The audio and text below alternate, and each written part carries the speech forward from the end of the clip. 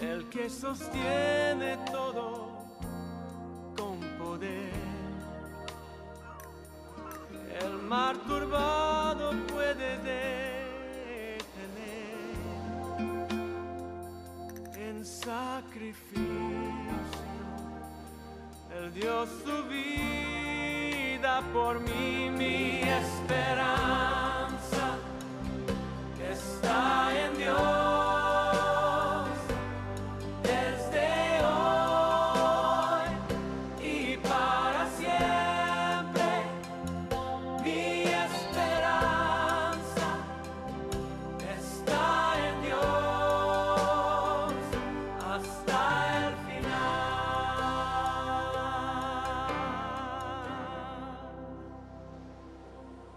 Tierno amor se muestra en cada amanecer,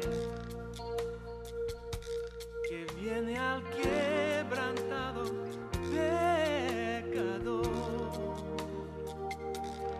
para sanar y para perdonar.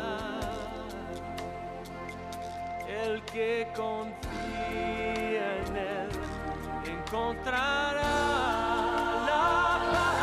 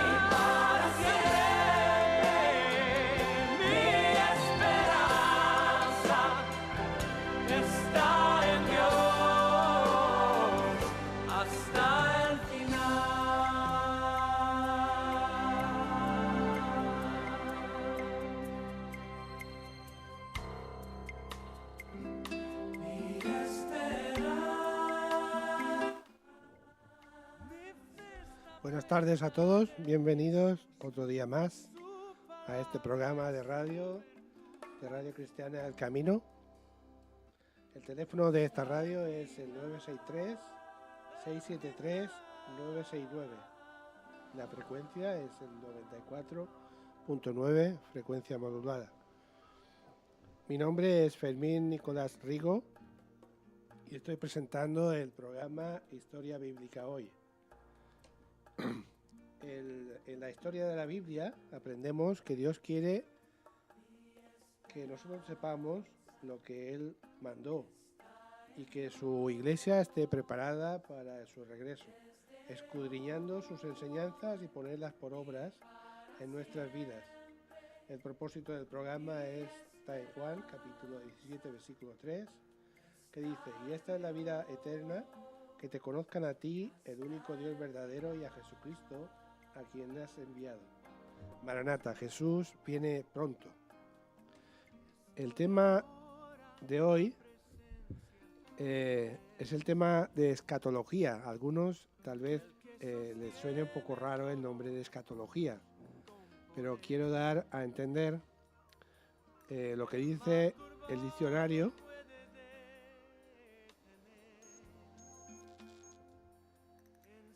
Lo que dice el diccionario de la lengua española, dice que escatología es un conjunto de creencias y doctrinas relacionadas con la vida después de la muerte y el destino último del ser humano y el universo. La escatología cristiana estudia el juicio final, la resurrección de los muertos y el retorno de Cristo y la vida eterna.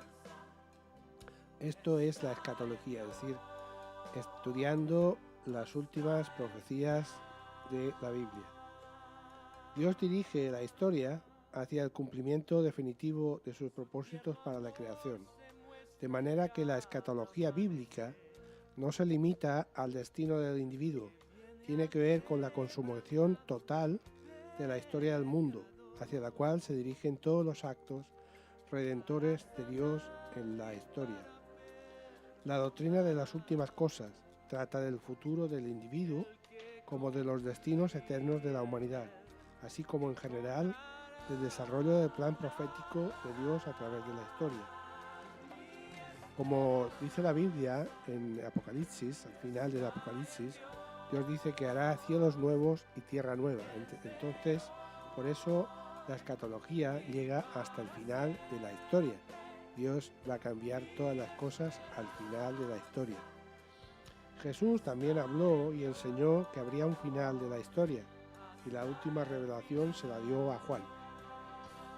En Apocalipsis capítulo 1 nos dice, versículo 1, la revelación de Jesucristo que Dios le dio para manifestar a sus siervos las cosas que deben suceder pronto, y la declaró enviándola por medio de su ángel a su siervo Juan, que ha dado testimonio de la palabra de Dios y del testimonio de Jesucristo y de todas las cosas que ha visto. Bienaventurado el que lee y los que oyen las palabras de esta profecía y guardan las cosas en ella escritas, porque el tiempo está cerca.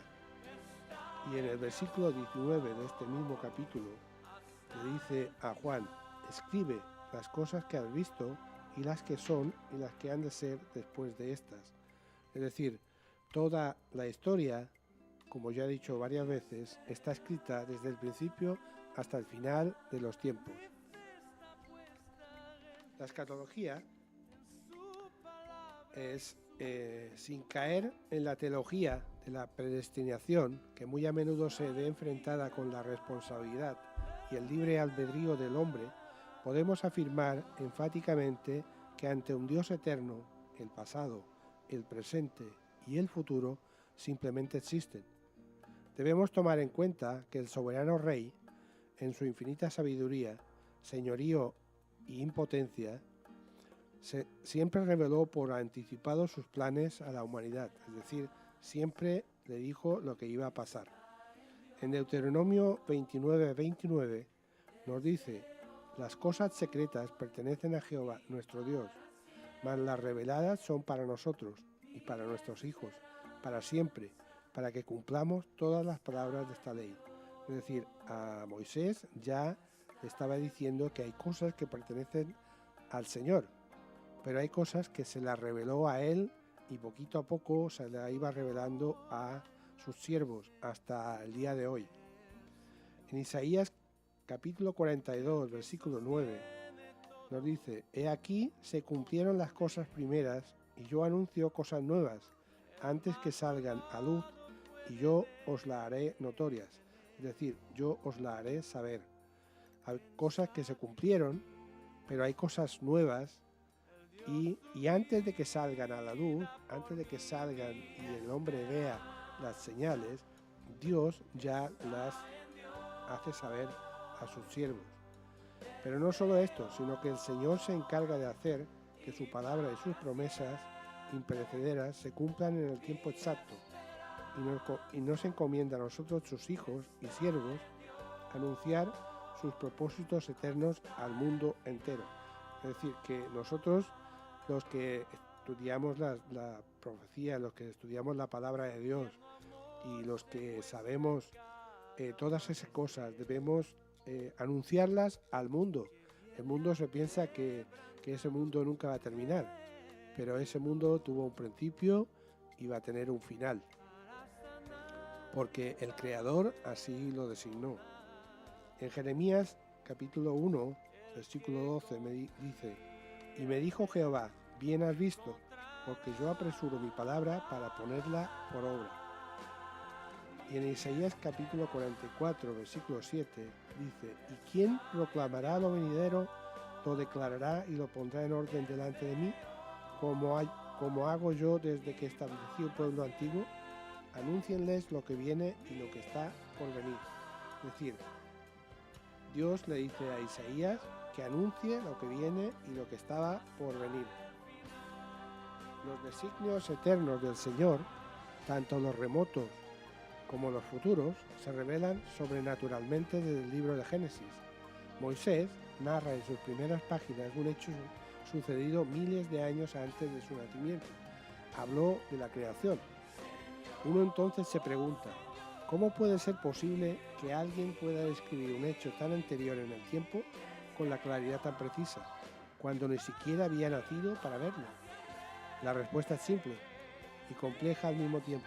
Moisés fue llevado en el espíritu al pasado, es decir, se le reveló toda la historia pasada hasta su vida. Por eso él pudo escribir los primeros 5 libros de la Biblia.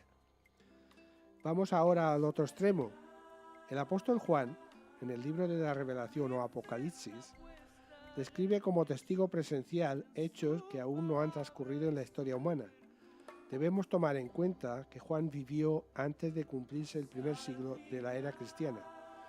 Estoy seguro que algunos psiquiatras ateos clasificarían a Juan como un loco esquizofrénico y delirante, pero creo que también se cuestionarían que cómo un loco antes del primer siglo pudo describir de cosas que hoy son comunes, modernas y evidentes para nosotros y que solo son posibles con los adelantos tecnológicos del siglo XX y principios del XXI. Es decir, realmente también la gente se está preguntando cómo, por decirlo así, si lo catalogan de loco a Juan, cómo puede estar escrito las cosas que están pasando y las cosas que van a pasar. Esto solo es porque Dios lo quiso así y a él se le reveló los últimos tiempos. En el capítulo 21 de Apocalipsis, versículo 1, dice: un cielo nuevo y una tierra nueva, porque el primer cielo y la primera tierra pasaron y el mar ya no existía más. Y empieza con vi un cielo nuevo, es decir, realmente él está declarando que él estuvo allí y lo comprobó por sí mismo. Esto resulta sobrenatural cuando Juan fue llevado al futuro, tan lejos en el tiempo, que nuestra mente finita difícilmente lo puede comprender. Tanto así que vio con sus propios ojos el fin de este mundo. Además vio la creación de un nuevo cielo y tierra nueva. Eso solo se comprende porque Juan, como un corresponsal moderno, vio y vivió la historia de la humanidad en vivo y en directo, por adelantado, para luego plasmarlo como reportero de prensa en el único medio a disposición en aquel entonces, es decir, la Biblia, que es el periódico celestial donde las profecías se convierten en noticias del mañana.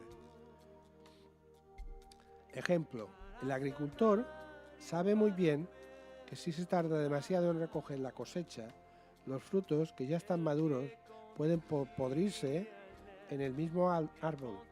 Así también en este tiempo profético, el Señor viene a recoger una cosecha madura de creyentes en el árbol de la iglesia. Pero quienes no estén listos, es decir, maduros, viviendo y esperando en santidad el glorioso día del arrebatamiento, así como el fruto verde, serán dejados para la ira, para el día de la ira. Para aquellos que dicen amar al Señor, pero no se lo demuestran, dando frutos en abundancia, mejor no hubieran nacido, porque serán dejados atrás, tendrán que vivir, soportar la angustia que viene sobre todo el mundo entero. En Juan capítulo 15, versículo 1, el mismo Jesús dice: yo soy la vid verdadera y mi Padre es el labrador. Todo pámpano que en mí no lleva fruto, lo quitará. Todo aquel que lleva fruto, lo limpiará, para que lleve más fruto. Ya vosotros estáis limpios por la palabra que os he hablado. Permaneced en mí y yo en vosotros. Como el pámpano no puede llevar fruto por sí mismo, si no permanece en la vid, así tampoco vosotros si no permanecéis en mí. Yo soy la vid, vosotros los pámpanos. El que permanece en mí y yo en él, éste lleva mucho fruto, porque separados de mí nada podéis hacer. El que en mí no permanece será echado fuera como pámpano y se secará, y lo recogen y los echan en el fuego y arden. Es decir, aquí el mismo Jesús está diciendo que Él es la vid verdadera y que el Padre es el labrador y que nosotros solo somos los pámpanos, los que estamos agarrados a Él. Pero si no llevamos fruto, Él, cuando sea el momento de quitar el fruto, si ve que el fruto no está maduro y no está en su punto, Él lo echa al fuego y lo quema. Y esto significa que si los hijos suyos, es decir, la iglesia no está preparada cuando Él venga, muchos se van a quedar, solo se va a llevar la fruta madura, la que esté en su punto. La época de la cosecha por fin ha llegado. Prepárate, porque el tiempo se ha cumplido y en el cielo te están preparando para recibirte con honores como premio a tu fidelidad. Es decir, Dios te está preparando un lugar para que tú estés con Él en la eternidad. Y aquí lo dice en Juan capítulo 14. No se turbe vuestro corazón, creéis en Dios, creéis también en mí. En la casa de mi Padre muchas moradas hay. Si así no fuera, yo lo hubiera dicho. Voy pues a preparar lugar para vosotros. Y si me fuere y os prepararé el lugar, vendré otra vez y os tomaré a mí mismo, para que donde yo estoy, vosotros también estéis. Y sabéis a dónde voy y sabéis el camino. Es decir, todos los que queremos estar preparados, si buscamos en la Biblia nos dice exactamente que nos tiene preparado Dios para todos sus amigos, para todos los que le siguen. Todo cuanto ocurre en el mundo hoy nos alerta dando voces a gritos a escuchar lo que el Mesías dijo. En Lucas capítulo 21, el mismo Jesús dice, versículo 9, y cuando oigáis de guerras y de sediciones, alborotos, protestas, etc., no os alarméis, porque es necesario que estas cosas acontezcan primero, pero el fin no será inmediatamente. Entonces les dijo, se levantará nación contra nación y reino contra reino, y habrá grandes terremotos, y en diferentes lugares hambres y pestilencias, y habrá terror. Es decir, ahora hay atentados terroristas y grandes señales en el cielo. Entonces habrá señales en el sol, en la luna y en las estrellas, y en la tierra angustia de las gentes, confundidas a causa del bramido del mar y de las olas, desfalleciendo los hombres por el temor y la expectación de las cosas que sobrevendrán en la tierra, porque las potencias de los cielos serán conmovidas.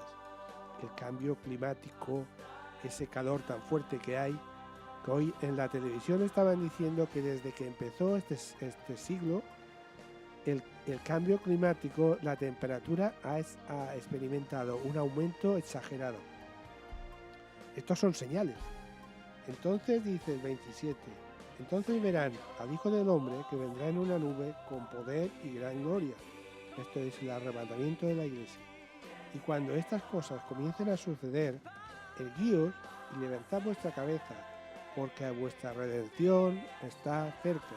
Es decir, vuestra salvación está cerca. Ahora vamos a entrar en el tema de la profecía bíblica, que es lo que estaba diciendo escatología. Y prácticamente la profecía empieza con los profetas menores y mayores, y ahí Dios les estaba dando visiones y señales y les hacía escribir cosas que realmente ellos tal vez no entendían, pero a través de estos sueños y visiones Dios estaba poquito a poco enseñando a sus siervos y escribiendo la profecía de los últimos tiempos.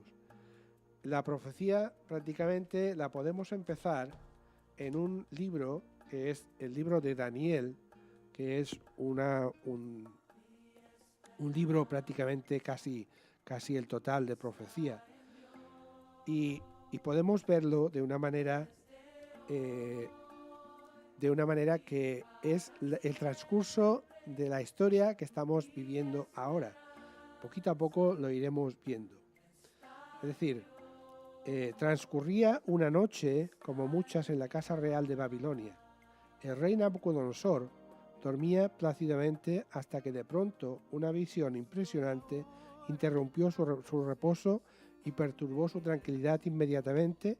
Hizo llamar a los magos, astrólogos y encantadores para que le explicasen sus sueños. Todo resultó inútil. Por eso el rey, con gran enojo, mandó que matasen a todos los sabios de Babilonia. En este mismo lugar, así como miles de otros judíos deportados, se hallaba un muchacho llamado Daniel y sus compañeros Ananías, Misael y Azarías, quienes también fueron buscados para ser muertos. En el capítulo 2 de Daniel, versículo 16, dice: Y Daniel entró y pidió al rey que le diese tiempo y que le mostraría la interpretación al rey. Luego se fue Daniel a su casa e hizo saber lo que había a Ananías, Misael y Azarías, sus compañeros, para que le pidiesen misericordias del cielo, de Dios al cielo, sobre este misterio, a fin de que Daniel y sus compañeros no pereciesen con los otros sabios de Babilonia.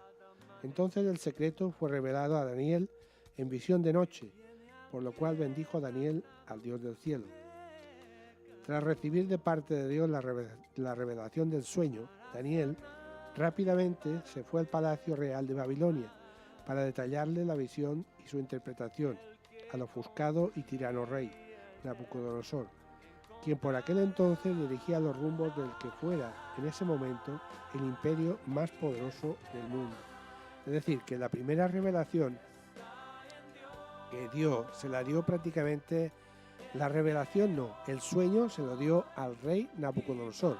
Ese rey, cuando tuvo ese sueño, no tenía ni idea de lo que era, y además de eso estuvo intranquilo y estuvo muy preocupado porque quería saber qué es lo que significaba esto. Lean el libro de Daniel y van a ver estas profecías. En Daniel capítulo 2, en el versículo 24, dice: Después de esto fue Daniel a Arioc, al cual el rey había puesto para matar a los sabios de Babilonia, y le dijo así: No mates a los sabios de Babilonia. Llévame a la presencia del rey y yo le mostraré la interpretación. Entonces Arioc llevó prontamente a Daniel ante el rey y le dijo así: He hallado un varón de los deportados de Judá, el cual dará al rey la interpretación. Respondió el rey y dijo a Daniel, al cual llamaban Belsasar: ¿Podrás tú hacerme conocer el sueño que vi y su interpretación? Y Daniel respondió delante del rey diciendo: El misterio que el rey demanda, ni sabios, ni astrólogos, ni magos, ni adivinos lo pueden revelar al rey.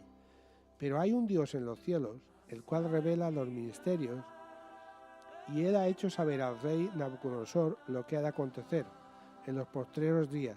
He aquí tu sueño y las visiones que has tenido en tu cama. Y ahí empieza la revelación al rey.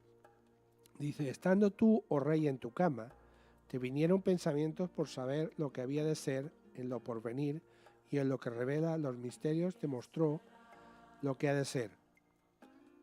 Y a mí me ha sido revelado este misterio, no porque en mí haya más sabiduría que en otros vivientes, sino para que dé a conocer al rey la interpretación y para que entiendas los pensamientos de tu corazón.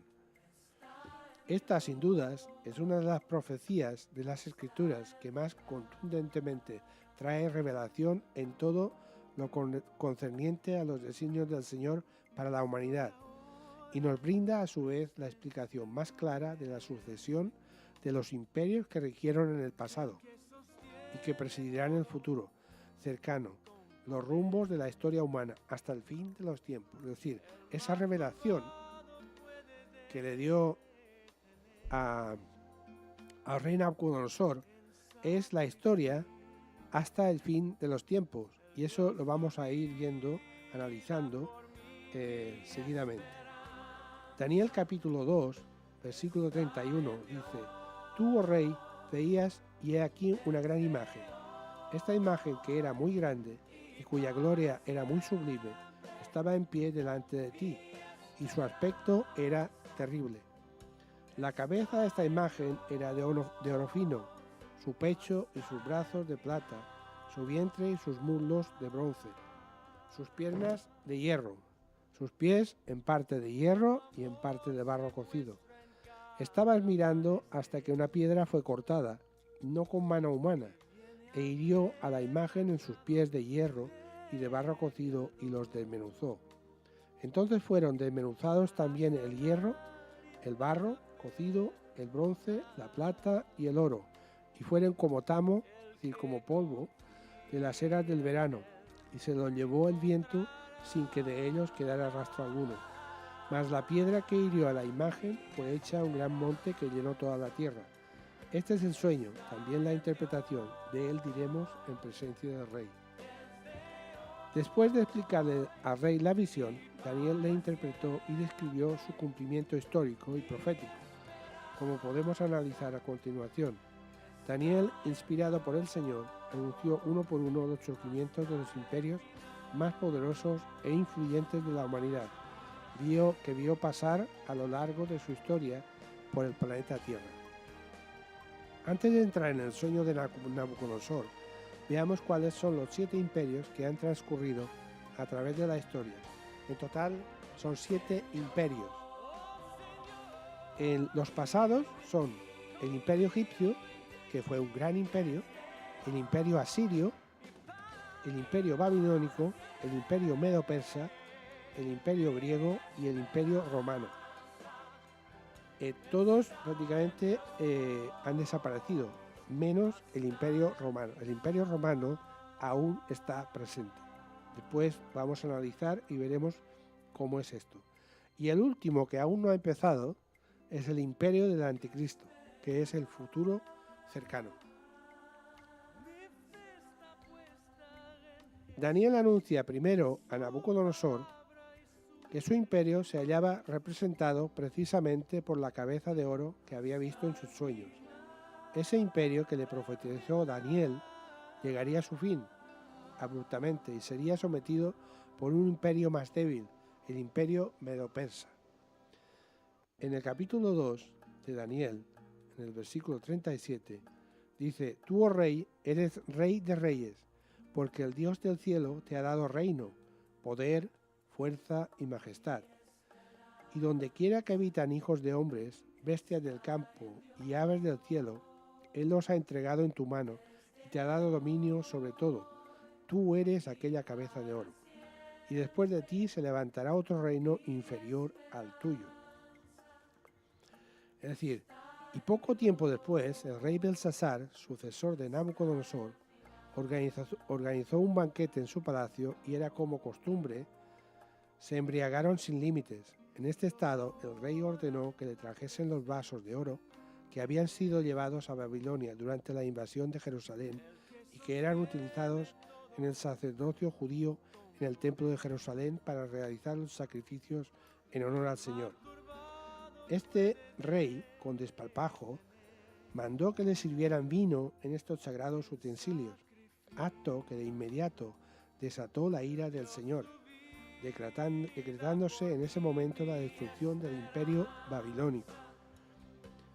Esa misma noche de octubre del año 538 a.C., una frase escrita por la mano de Dios apareció en la pared de palacio, dictando un ultimátum al rey Belsasar y su reino, anunciando su inminente invasión del ejército medo-persa, al mando del rey Darío, para conquistar y poner fin a la hegemonía del imperio babilónico. Es decir, ahí vamos a ver cómo terminó el imperio de Babilonia a través del rey Belsasar, el sucesor de Nabucodonosor. En Daniel capítulo 5, versículo 22, nos dice: Y tú, su hijo Belsasar, no has humillado a tu corazón sabiendo todo esto, sino que contra el Señor del cielo te has ensobrecido, e hiciste traer delante de ti los vasos de su casa, y tú, y tus grandes, tus mujeres y tus concubinas, bebisteis vino en ellos. Además de esto, diste alabanza a dioses de plata y oro, de bronce, de hierro, de madera y de piedra, que ni ven, ni oyen, ni saben. Y al Dios en cuya mano está tu vida, y cuyos son todos tus caminos, nunca honraste. Entonces, de su presencia, fue enviada la mano que trazó esta escritura, que dice, Mene, Mene, Tekel, Uparsin, las cuales significan lo siguiente. Mene, Dios ha medido los días del reinado de su majestad y le ha señalado su fin.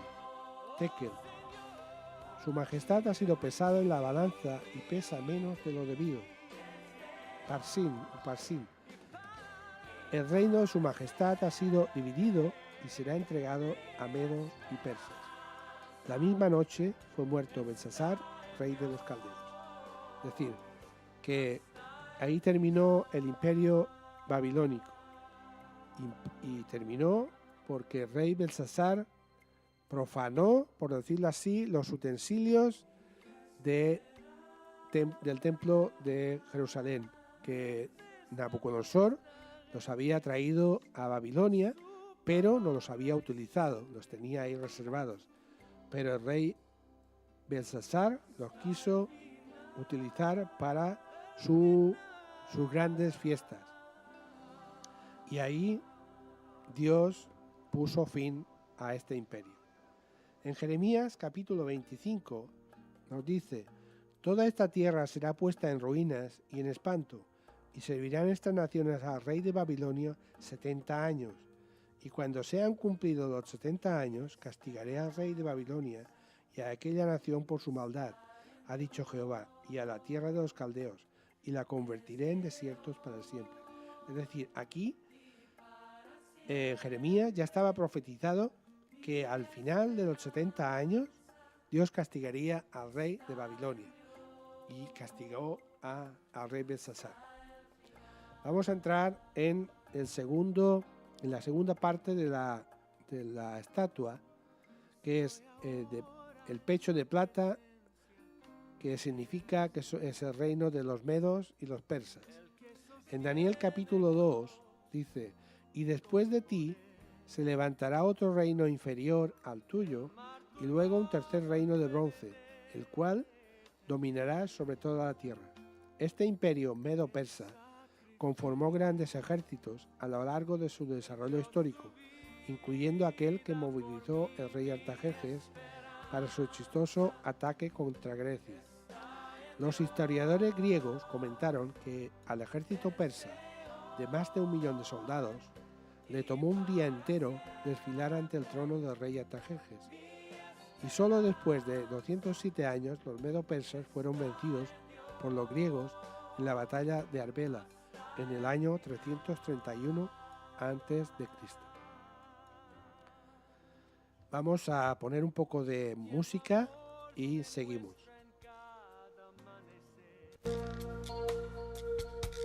Que viene al quebrantado pecador para sanar y para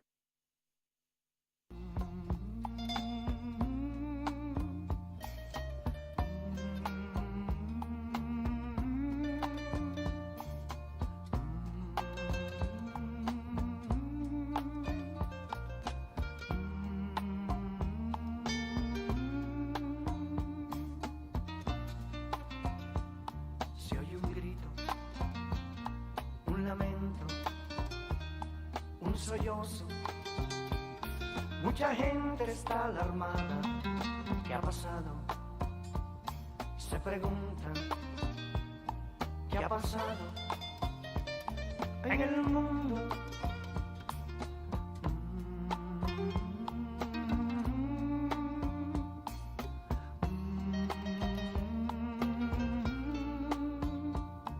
Una joven va gritando mamá, un esposo va buscando su familia.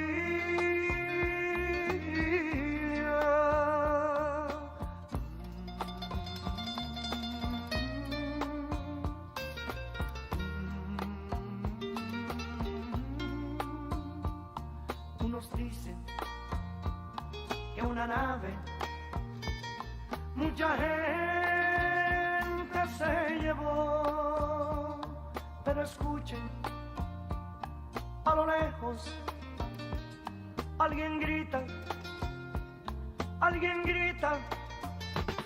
Cristo vino, y su pueblo se llevó. No hay remedio, no hay salida, es la gran tribulación. Cristo vino, y su pueblo se llevó. No hay remedio, no hay salida, es la gran tribulación.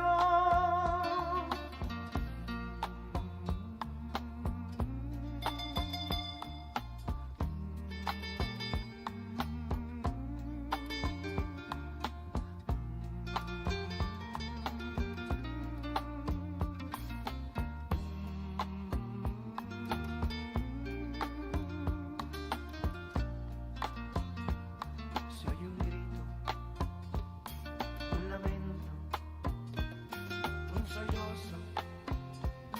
Mucha gente está alarmada. ¿Qué ha pasado? Se preguntan, ¿qué ha pasado en el mundo?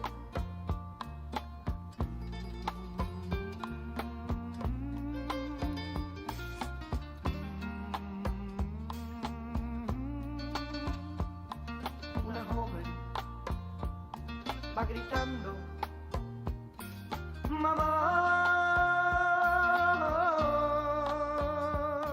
Un esposo va buscando su familia.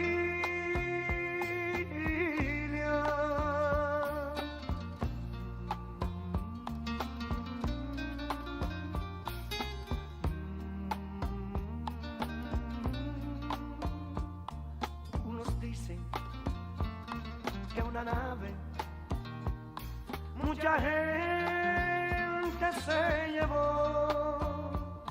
Pero escuchen, a lo lejos alguien grita, Cristo vino, y su pueblo se llevó. No hay remedio, no hay salida, es la gran tribulación. Cristo vino, y su pueblo se llevó. No hay remedio, no hay salida, es la gran tribulación.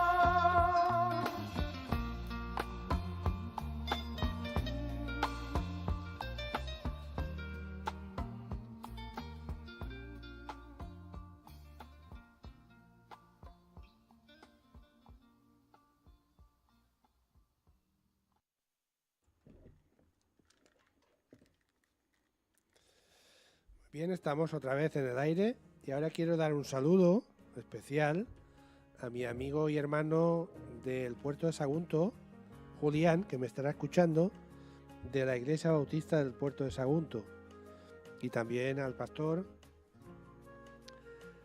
Esteban y a su esposa Ruth. Que Dios les bendiga y nos vemos ahí en el puerto. Julián, nos estamos tomando un café de vez en cuando allí en el bar delante de mi casa. Bueno, seguimos otra vez. Ahora vamos a ver el estómago de bronce, que significa el imperio de Grecia. El imperio griego fue el tercer imperio profetizado por Daniel y en pocos años, con Alejandro Magno, conquistó todo el mundo conocido, desde el mar Mediterráneo hasta la India, tan solo con 32.000 hombres.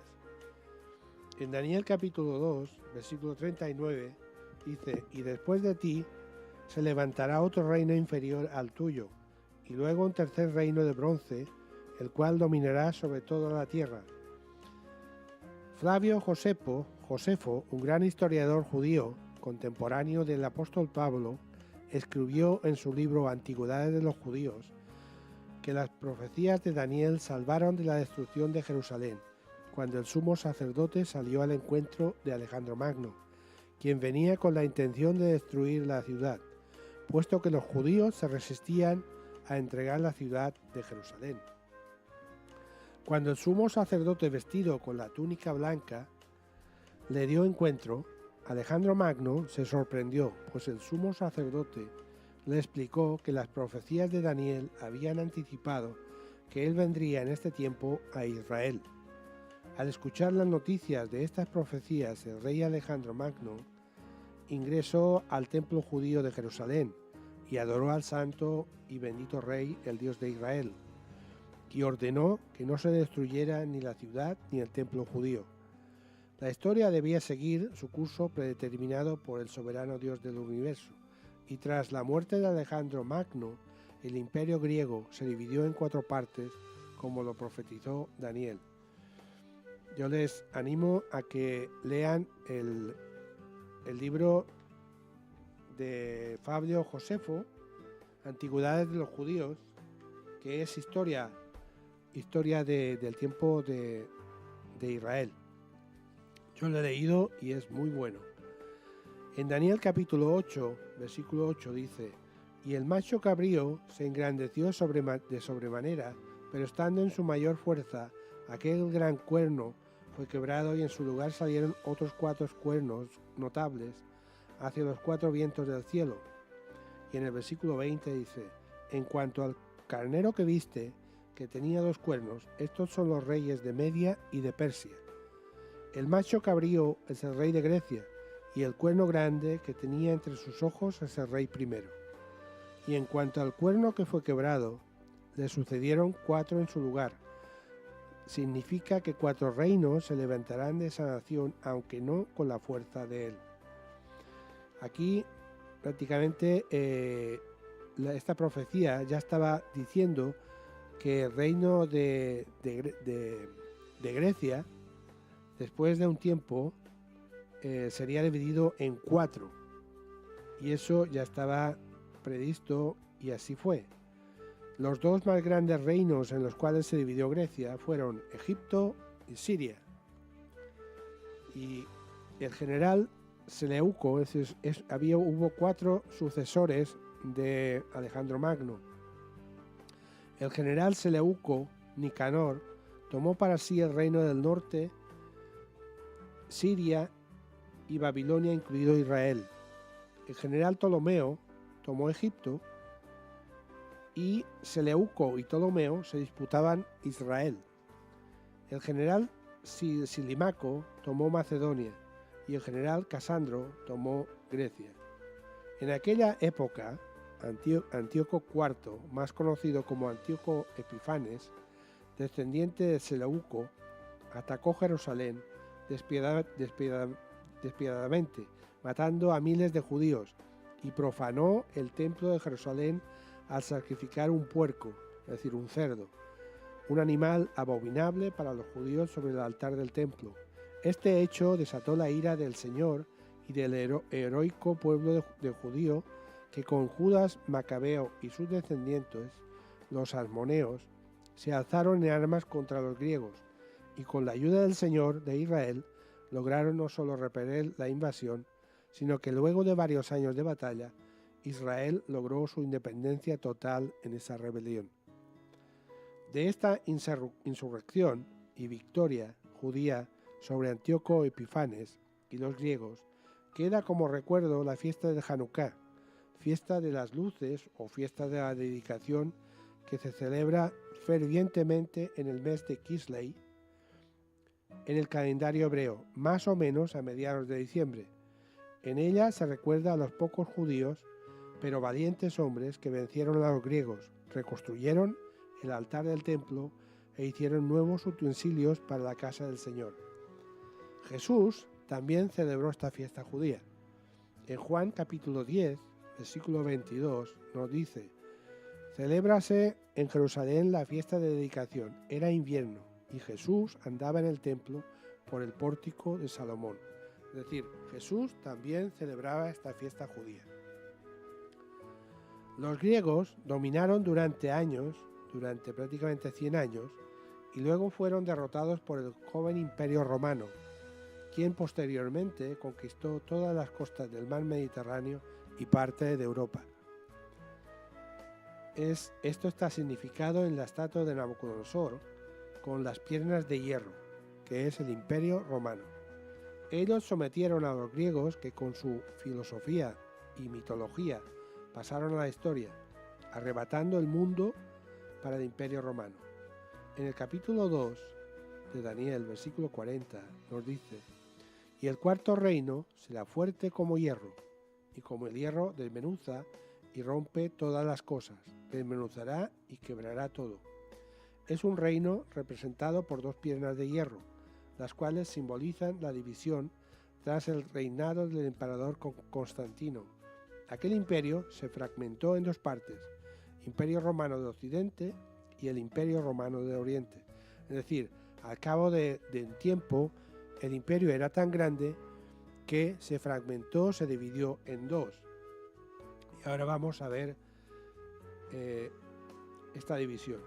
El Imperio Romano de Occidente, que con su capital Constantinopla, la cual hoy se conoce como Estambul, en Turquía, y que fuera también lugar de ubicación de la antigua ciudad de Bizancio, fue capital del Imperio Romano hasta su derrota en manos de los turcos, con el sultán Mahomet III, en el año 453 de nuestra era.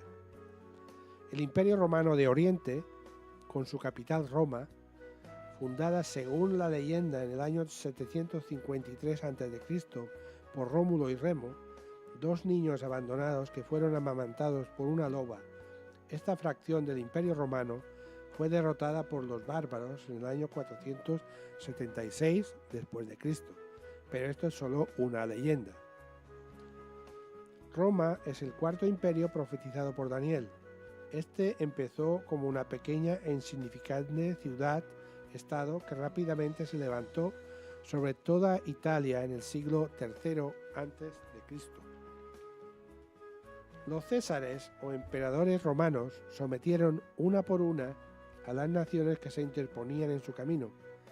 Así llegaron a dominar prácticamente todo el mundo conocido en aquel entonces.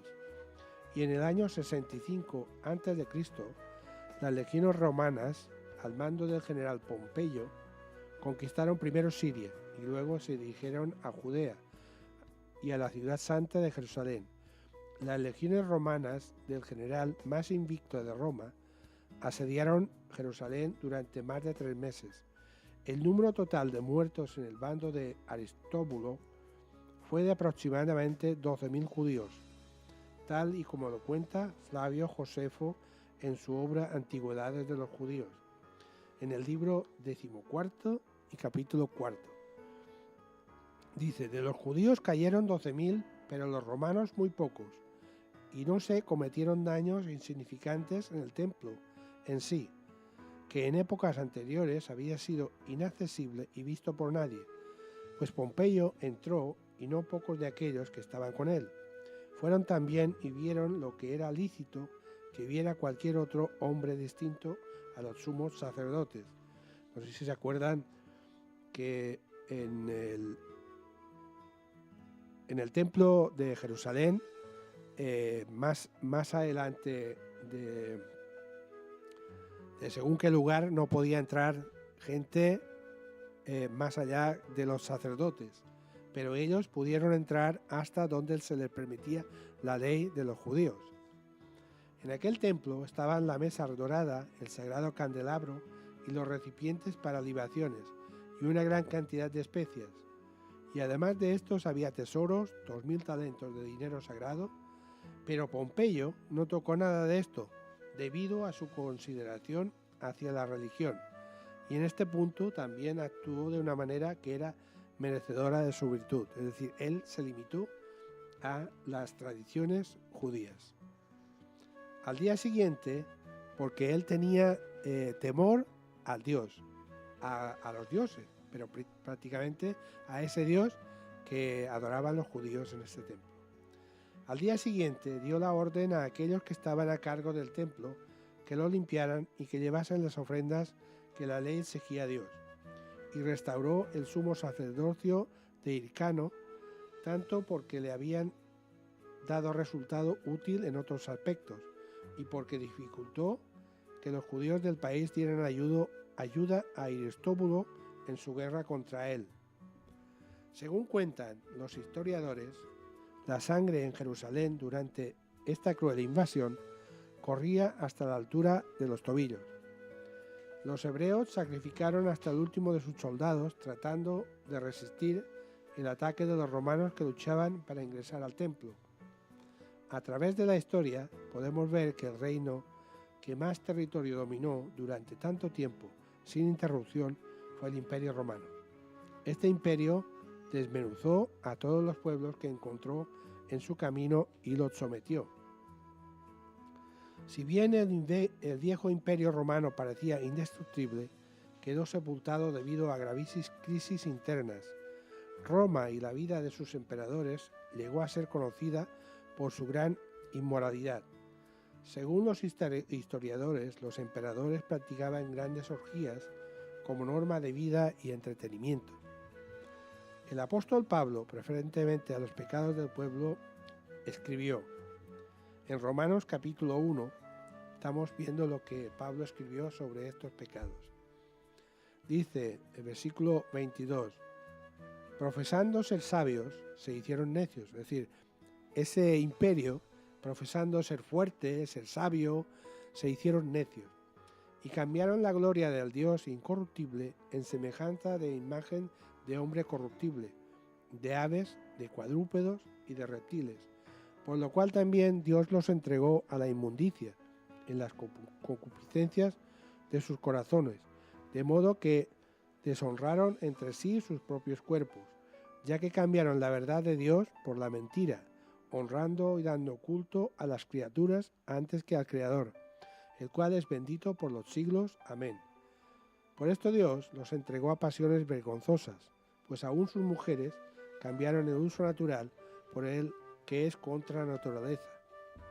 De igual modo, también los hombres, dejando el uso natural de la mujer, se encendieron en su lascivia unos con otros, cometiendo hechos vergonzosos, hombres con hombres, y recibiendo en sí mismo la retribución debida a su extravío. Y como ellos no aprobaron tener en cuenta a Dios, Dios los entregó a una mente reprobada, para hacer cosas que no convienen. Y muchos podrían creer o podrían caer en el error de pensar que el Imperio Romano desapareció de la historia con la caída de Constantinopla, pero la realidad es muy diferente. Roma cayó por su inmoralidad, por la persecución del pueblo de Dios y por mezclar la política con la religión pagana, y así nació la religión católica, cargada de idolatría y persecución al pueblo judío y cristiano. Pero Dios tiene la última palabra. Vamos a terminar ahí y el próximo día empezamos con los pies de hierro y el barro cocido, que esto es prácticamente lo que estamos viviendo ahora, que es la Unión Europea.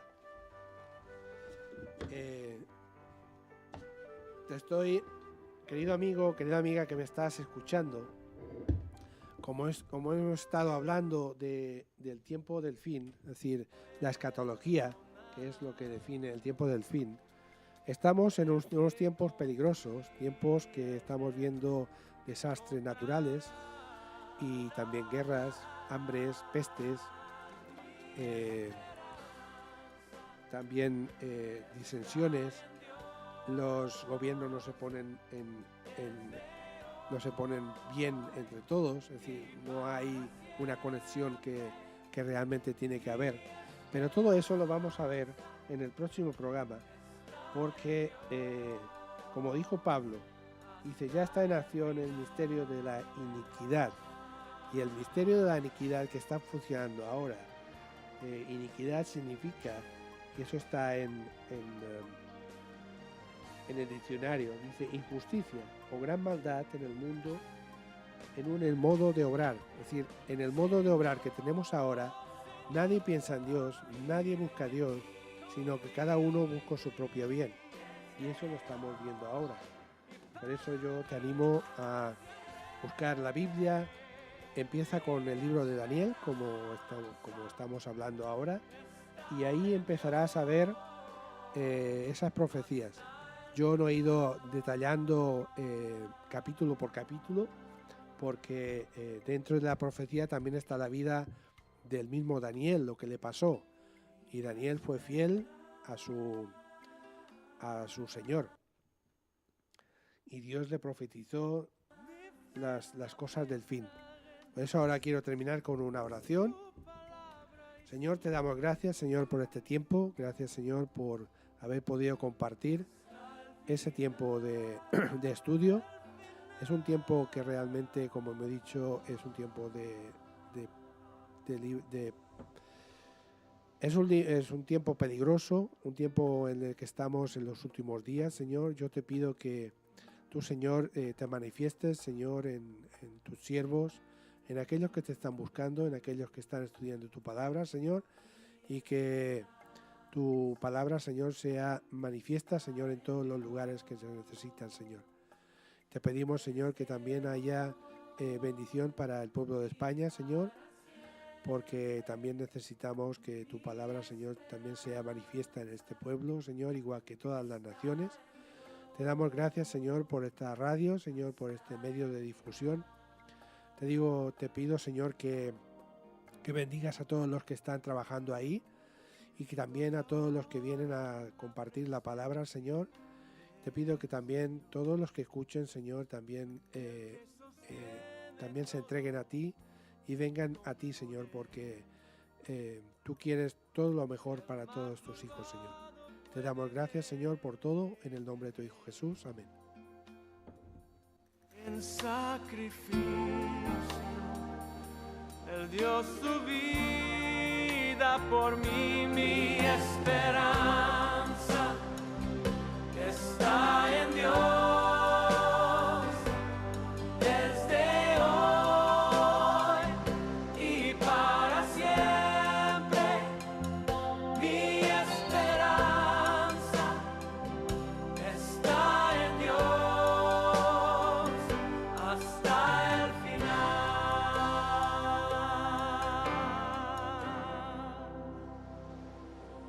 su tierno amor se muestra en cada amanecer,